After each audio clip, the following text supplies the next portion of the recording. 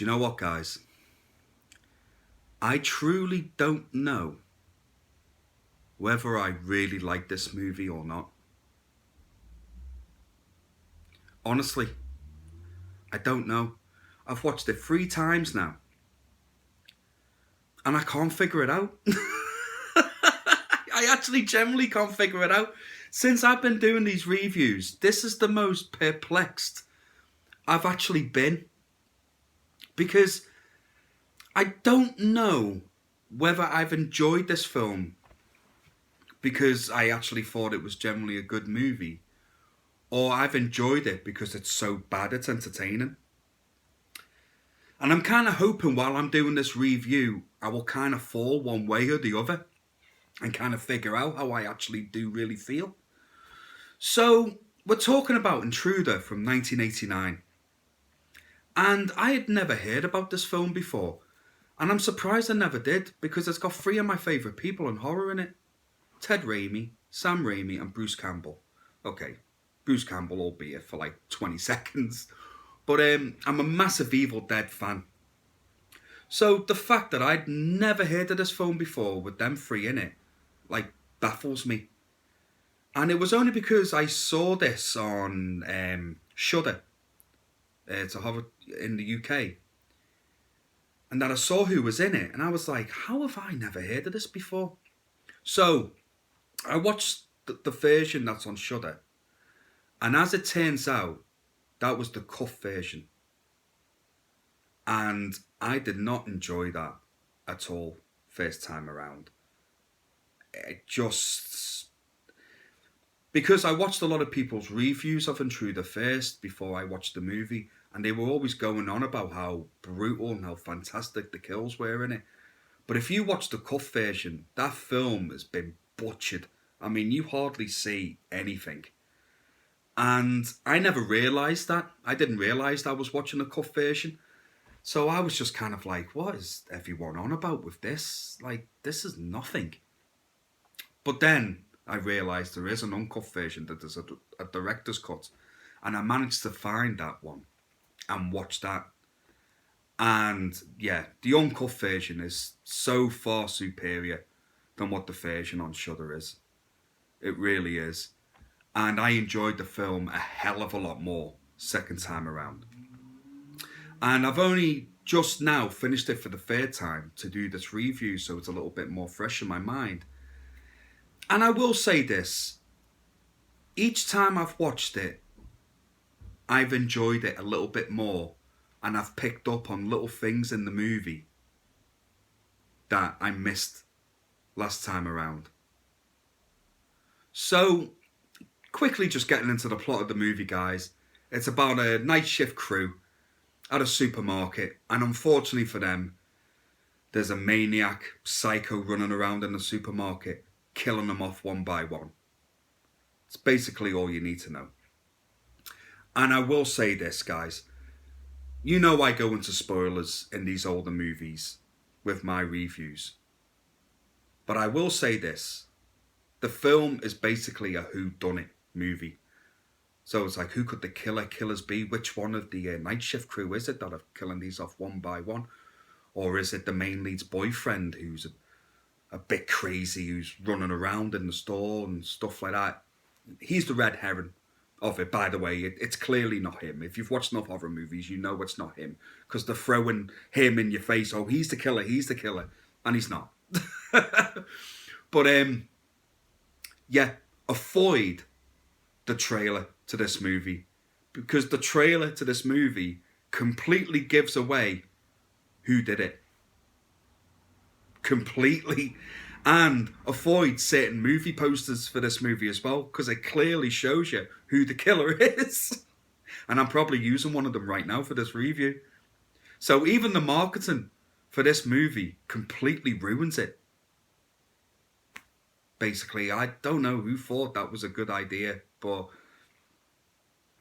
yeah, it surprised me, that one. It really did. But like I say, we'll start with my positives. And the uncut version is far better. because it shows you the kills. And the makeup and effects for these kills are absolutely fantastic. I think this is some of the best I've seen while doing these reviews on this channel. I generally think they are.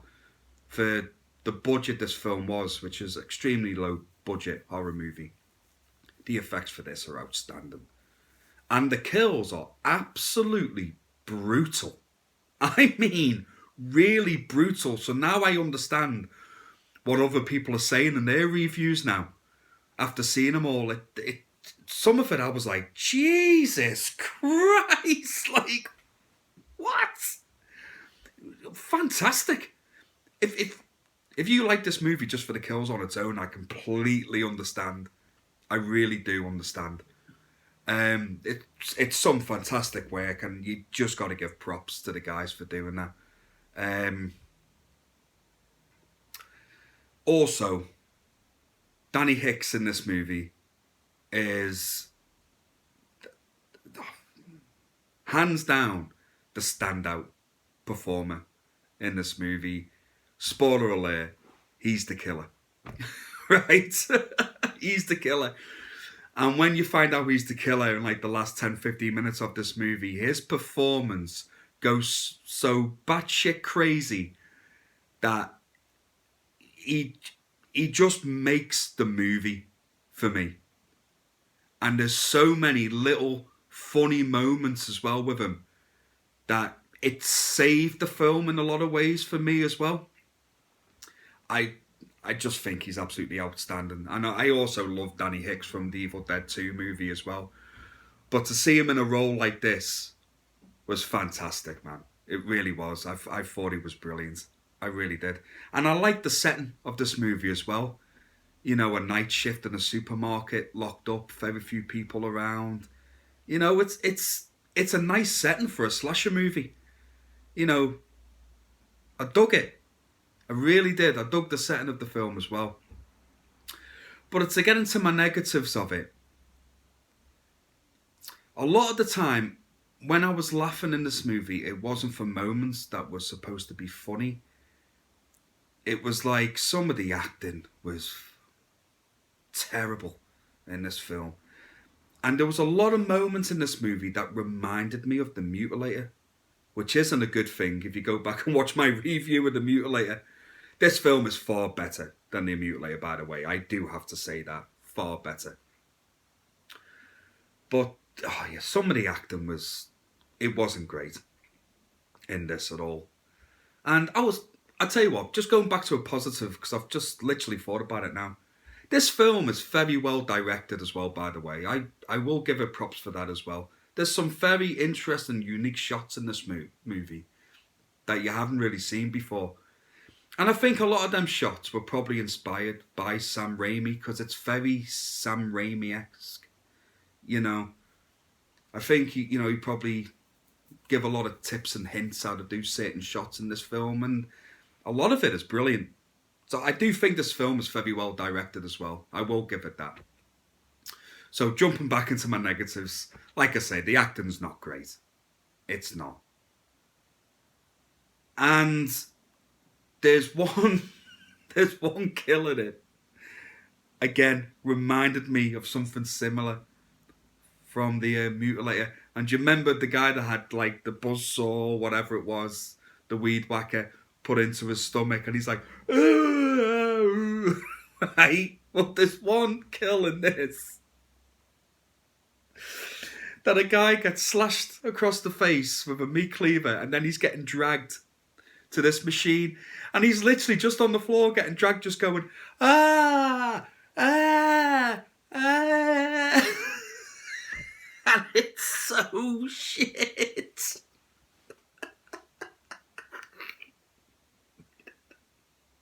I was just watching it like, oh, come on, man, put some effort into it, will you?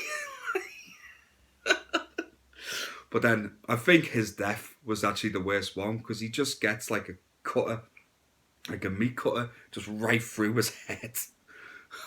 It's absolutely brutal. It's fantastic, but it's brutal. But yeah, just that whole scene of him just like dragging dragging him across the floor to it. Just, just like, oh God, no. And it's always amazing as well when the killer all of a sudden gets like superhuman strength, can just like pick up a whole human being and then just stick him on a hook. It's like it's no effort. You know what I mean? Gets stabbed, gets battered, but keeps coming back. It's like, there's like at one point where the main girl at the end stabs him through the chest. That's him, brown bread, right? There's no getting up from that. I don't care who you are. The next minute, he's got a meat cleaver again and he's freaking chasing her again through this phone box. And it's like, you've literally just had a massive butcher's knife just literally go through your chest.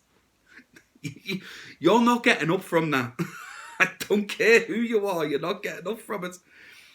And like with a lot of horror movies, it has so many moments like that as well, you know. But I do understand the love that this film gets. I do get it. I do. And it is a little bit of a hidden gem. And it is an underrated 80s slasher. It should be more well known than what it is, I think. Do I recommend it though? See, this is the thing. I don't know. I'm very...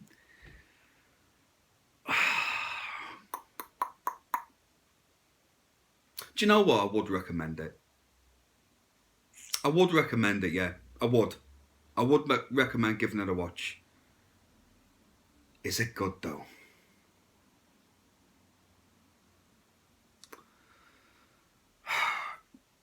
It's entertaining. It's entertaining, I'll give it that.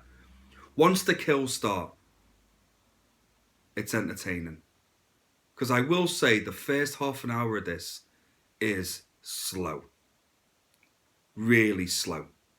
But then once the first kill happens, it's got a nice pace to it. It kicks on. So, do you know what? I'll give it a 3.5.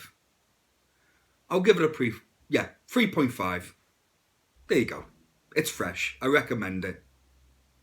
I don't love it as much as what other people do, as you can probably guess from this review, but I can appreciate it. And it is one of them horror movies that I would probably stick on again and watch. So, yeah, there you are. 3.5. Why not? Anyway, guys, as always, thank you so much for joining me. I'm sorry it took a little while getting this one to you. But as always, take care of yourselves and each other. And I will see you all again very soon. Take care now, guys. Bye.